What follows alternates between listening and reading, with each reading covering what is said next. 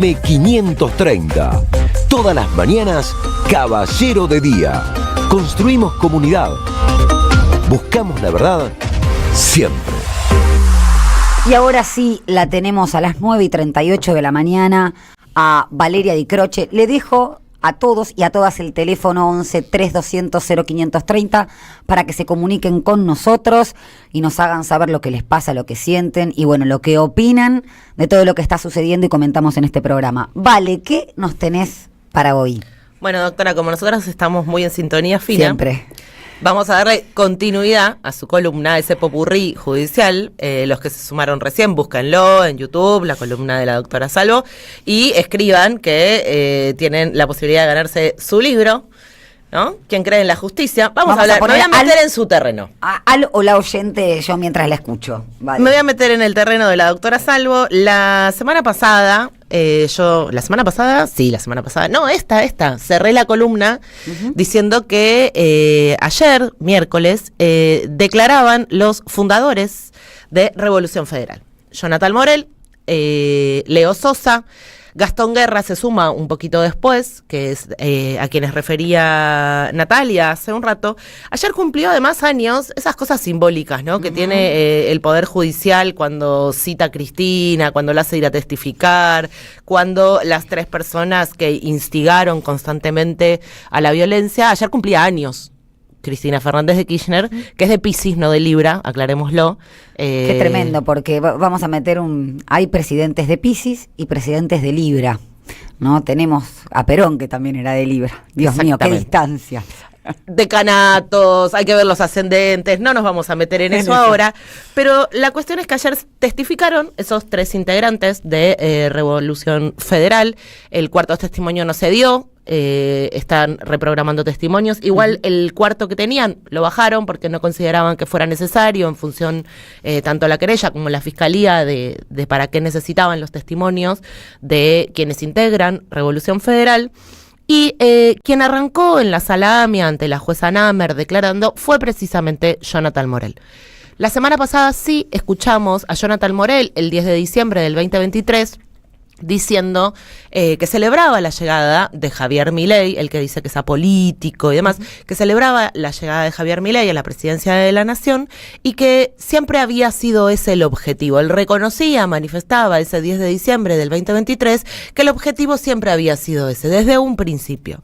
Y cuando comenzó a declarar, lo decía Natalia, una de las primeras cosas que hizo fue decir que él salió a la calle junto a Leo Sosa por primera vez el día que renunció Martín Guzmán. Martín Guzmán renunció el sábado 2 de julio por Twitter, recordémoslo, hizo su anuncio de renuncia el 2 de julio. Esa fue la primera mentira de varias y la primera contradicción de varias que tuvo Morel, en este caso mentira, porque Revolución Federal comienza su actividad en redes sociales el 10 de mayo del 2022. Y luego se da una sucesión, yo solo me anoté las que son previas al día que él dice. Manifiesta, claro. Exacto, él dice que comenzaron la actividad el 2 de julio. Sin embargo, el 10 de mayo abrieron sus redes sociales y lo primero que hicieron fue vandalizar una escultura de madres de Plaza de Mayo. Lo quiero recordar porque estamos en la Radio de las Madres, pero lo primero que hicieron fue la vandalización y publicar la foto en sus redes sociales de la vandalización de una escultura. El 23 de mayo hicieron una intervención callejera frente a la Quinta de Olivos, convocando al 25 de mayo a manifestarse en contra del gobierno. Hashtag 25M. Sí. El 25 de mayo fueron a la plaza con antorchas. La primera aparición de antorchas es el 25 de mayo del 2022. El 30 de mayo hicieron una olla popular en Plaza de los Dos Congresos y el 20 de junio convocaron al Congreso por Hola, ¿qué tal? Boleta única. Él también dijo ayer que sus argumentos, le preguntaron varias veces por qué salían a la calle, qué los motivaba, y él decía las noticias y lo que indignaba a la gente. Bueno, parece ser, nos enteramos hoy, que boleta única indignaba a la gente y por eso ellos convocaban con estos argumentos que yo me puse a mirar, no eran noticias, sino que eran un pedido de quien entonces era la oposición, hoy oficialismo. Cómplice del gobierno nacional. No solo miente la fecha, sino que vemos que hay una articulación con ese discurso de la oposición. Esto que uno va viendo siempre, ¿no? Ese tándem entre lo que decían estas organizaciones que surgieron de la nada y la oposición. Equipo republicano en ese momento, Claro. cuenta él, que son este grupo de mujeres que está siempre en Comodoro Pi, que estaba constantemente en Juncal, que A veces está a estaba veces en el Palacio, Congreso, digo, se va moviendo por varios lugares, y yo quiero que compartamos una imagen que es de otra movilización, la del 9 de julio, que fue famosa porque, como decía la doctora, ese día expusieron la guillotina en Plaza de Mayo. Cuando le preguntaron varias veces a Jonathan Morel por la guillotina, Aldazábal, el abogado, le preguntó a Marcos cuál era el motivo de esa guillotina, qué simbolizaba la guillotina. Natalia lo contaba recién, ¿no? Que él dijo constantemente, bueno, era algo que pedía la gente, era algo que se pedía en Twitter, era algo que se pedía en Twitter. También ellos repetían constantemente cárcel y bala, entonces uno dice, bueno, como la gente pide bala, vas a dar bala, como la gente pide guillotina. Entonces él dice textual, si yo quiero que la gente se sume, tengo que buscar clientes. La gente dice guillotina, ¿qué le doy a la gente? Le doy guillotina. Si a mí la gente me pide agua, vendo agua. Y si una guillotina la llevé, funcionó, no significaba nada, era solamente para captar gente. A nuestra audiencia le contamos, estamos viendo para quienes nos siguen en YouTube, a Jonathan Morel, a Leo Sosa, el 9 de julio, en la pirámide de Plaza de Mayo, con la guillotina. De fondo se lo ve, una presencia ahí atrás, en un espacio que está cercado, que está delimitado, se lo ve a Carrol, Hernán Carrol, fundador de Nueva Centro Derecha, quien ya declaró en el juicio, y se lo ve a Jonathan Morel estirando el brazo. Arriba de la guillotina hay un cartel sobre el que ahora vamos a hablar, pero yo no creo ni que Jonathan Morel ni que Leo Sosa midan 1,20 m. ¿Por qué digo esto? Porque quien se presenta constantemente como una persona inteligentísima, lo dijo incansables veces ayer, un carpintero que estudió, que se formó, dijo cuando le preguntó Marcos Aldazábal cuánto medía la guillotina, que la guillotina medía 1,20 m. La imagen la pueden ver quienes nos están siguiendo por YouTube, supera la guillotina a Leo Sosa y a Jonathan Morel, claramente no mide 1,20 m, así que ni siquiera el experto carpintero puede calcular cuándo algo mide más que él, o sea, teniendo su propia referencia, es claro que no mide 1,20 m. Ubeira le preguntó también si alguna vez se había manifestado frente al domicilio de Cristina Fernández de Kirchner, Juncal, en Recoleta, y automáticamente Morel dijo no. Unos minutos después cuenta, bueno, una vez estuve porque, recordemos, 23 de agosto detienen a un joven porque llevaba en su mochila una bomba molotov. Este joven estaba junto con Leo Sosa, el otro testigo de ayer, y Jonathan Morel lo que dice es que Leo Sosa lo llamó, le dijo que estaban en una situación complicada y ahí aparece Leo Sosa junto a Morel en Juncal. O sea, otra de las tantas mentiras. Pero a mí me interesaba que escucháramos un fragmento de Jonathan Morel, que un poco lo introdujo Nati, que fue el cierre de Jonathan Morel, cuando ya al final de todo le repreguntan sobre su participación política, porque él cuenta que su mejor momento había sido en 2015, cuando se puede comprar unas zapatillas y consigue un trabajo y se compra un celular. Habló mucho del dólar, ¿no? Exacto, que del dólar pasó de 60 a 350, eso lo motivó a salir a la calle. Entonces, como las fechas estaban un poco confusas, Ubeira pide autorización y le repregunta, le dice, a ver si yo entendí bien, y sucede este testimonio que es con lo que cierra además Jonathan Morel, que fue el primer testigo del día de ayer. A la exhibición, doctor, quería hacer una pregunta. Sí, una sola pregunta más, porque lo dijo recién al pasar, Morel. Sí. Usted dijo que en el periodo del 2015 fue cuando se compró zapatillas y celulares, ¿eso puede ser? Sí, en mi primer trabajo, o sea, en mi primer trabajo como real ganaba 10.000 pesos. ¿Sabe quién gobernaba en el 2015? Mauricio Macri. ¿El 2015 gobernaba Macri? Macri o Cristina, 2015-2016 fue, sí. 2015-2016, no me acuerdo. 16 creo. Pero igual, no importa. Yo lo que siempre digo es, porque no me importa quién fue, yo lo que siempre digo es, del 2016 al 2019 destruyeron todo, o sea, no, es imposible. Y hoy ni pensar, o sea, hoy un chico ni ahorrando 5 sueldos seguidos se pone un celular. Digamos, no solamente para aportar un poco. No, porque usted me va a decir, perdón, pero supongo que me va a decir que en ese momento gobernaba Cristina. Usted no suponga nada, porque yo supongo de mí mismo, así que bueno, tranquilo. Entiendo. Y yo sé lo que le voy a preguntar. Bueno. Ahora, del 2016 sí. a esa fecha que usted refiere, digamos, ¿Gobernaba Cristina Fernández de Kirchner? O sea, digamos, porque lo que usted me está contando que la debacle suya, o digamos la situación, digamos, que lo ha conmovido a todo esto, ocurre durante el gobierno de Mauricio No. Macri. No. Ah, no No, fue. Veira. Yo me empiezo a manifestar cuando Alberto lleva el dólar de 60 a 350 y la inseguridad aumentó un 17% en la provincia de Buenos Aires y un montón de indicadores que ya le di. Yo salgo a manifestarme por culpa de Alberto Fernández. Yo a Macri lo milité hasta el último día y lo voy a seguir militando, y yo siempre le digo a todos los libertarios de hoy que critican a Macri, y le digo, vos en el 2015 votaste a Macri. Entonces, yo a Macri lo milité en las PASO, en todas las elecciones, y no tengo nada en decirlo. No lo conozco tampoco, no, por la duda, no lo conozco, lo milité nada más. Y solamente fui a fiscalizarle. Pero, como fui a fiscalizar este año para mi ley y demás, porque participo. Pero no, la culpa es del kirchnerismo. 4 años de Macri y no hacen nada en 70 años de peronismo. Disculpe. Disculpe. Ahí está. Lo dijo el apolítico, ¿no? Pues estamos acostumbrados a ese tipo de Ese fue el apoliticidad. ¿Vale? cierre, un poco llevándolo al límite. Me hizo acordar a la película de Richard Gere, la de la verdad, ese momento final Sí, en cómo donde uno se da vuelta y dice, bueno, ¿por qué digo esto? Porque minutos antes y al comienzo, él había dicho, jamás estuve afiliado a ningún partido político. Nunca participé de ninguna agrupación hasta que creé la mía propia. Mi grupo político, Revolución Federal, se creó desde mi necesidad de expresarme política por la situación que afrontábamos. Jamás había participado en política, ni en una agrupación, ni en ningún partido. Bueno, en el cierre dijo todo lo contrario, fiscalizó, no Para es un Milei. simpatizante, Claro. no es un adherente, simpatiza, pero además fiscalizó para Milei, fiscalizó para Macri y lo volvería a hacer. Dice, después tiene una confusión ahí cuando dice que destrozaron todo. Yo ahí coincido con Morel, debe ser lo único en lo que coincido entre 2016 y 2019.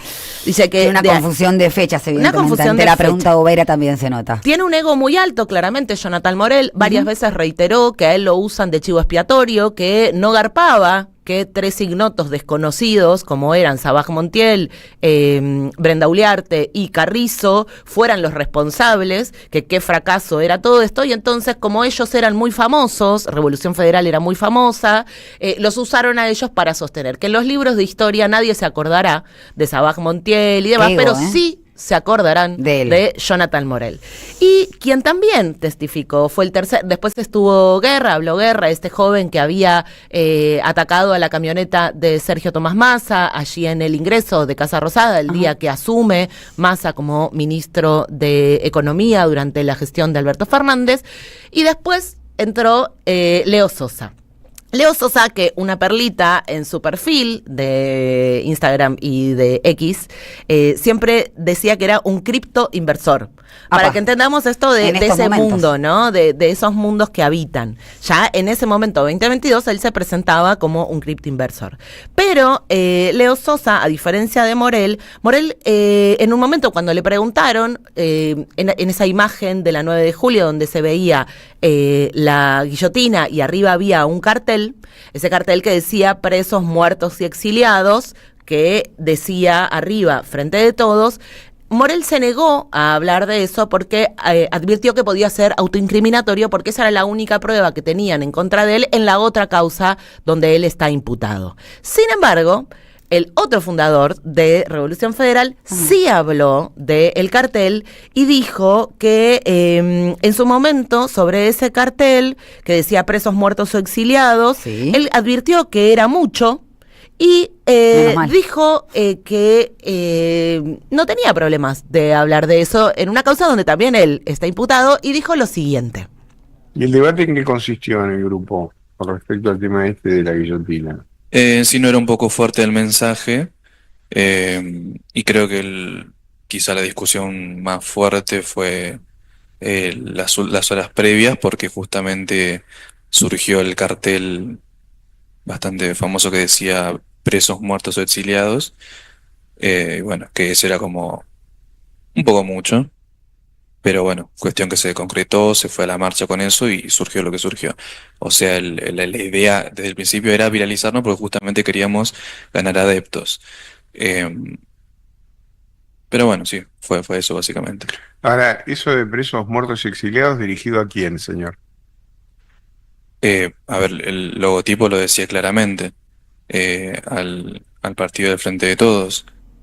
Bueno, diferencias entre los dos testigos. Morel no quiso directamente contestar sobre ese cartel. Porque lo podía incriminar respecto a otra cosa. Exactamente, no así Leo Sosa, que se pronunció. Esto mismo que dice en este momento Leo Sosa es algo sobre lo que tanto Jonathan Morel como Leo Sosa, en una entrevista que brindan Anfibia, con esa estetización de la violencia, donde se lo ve encendiendo un cigarrillo con una antorcha a Jonathan Morel, les habían preguntado esa nota que se titulaba "Que tengan miedo de ser kirchneristas", que era una frase que ellos esbozaron en la entrevista. Había un fragmento que decía que tuvimos un pequeño debate en torno a la palabra muertos. Dijo Leo Sosa, que queda un poco claro si uno lee esa entrevista y escucha este momento, que hubo una discusión sobre si usaban la palabra muerto, pero quien dio la discusión parece haber sido Leo Sosa, que no tiene problema en contarlo, y Jonathan Morel, que no quiere pronunciarse sobre el tema porque sabe que está en un problema. En ese momento le pregunta al periodista, dice, ¿cuál fue el debate que tuvieron sobre la palabra muertos? Bueno, que era muy fuerte, dice Leo Sosa. Sí, es fuerte. ¿Ustedes quieren ver a los kirchneristas muertos? En realidad es una expresión de deseo, dice Leonardo. A nosotros los funcionarios nos cagaron la vida con los impuestos y queremos verlos presos o exiliados. O muertos, dice el cartel, le dice el periodista. Eso también forma parte de la expresión de la bronca. Hay puntos que no podemos tocar, no porque no tengamos ganas, porque el pensamiento humano es así. Muchas veces se te pasa por la cabeza, yo quiero matar a alguien, estoy un poquito sacado. Pero bueno, vivimos en una sociedad y eso tiene consecuencias. También, dice, es un milagro que todavía no haya aparecido alguien que se le plante a estos tipos con cosas más jugadas. En el mundo pasan muchas de esas cosas, tiroteos, cosas así. La gente lo dice, la quieren a Cristina muerta. Esto La dice, gente lo dice. El 1 de septiembre del 2023. Leo Sosa, que da esta entrevista. Al cumplirse un año, ¿no?, del intento. Exactamente, que sale publicada en Anfibia. Yo, igual que el otro día, quiero recordar, esto está pasando simultáneamente.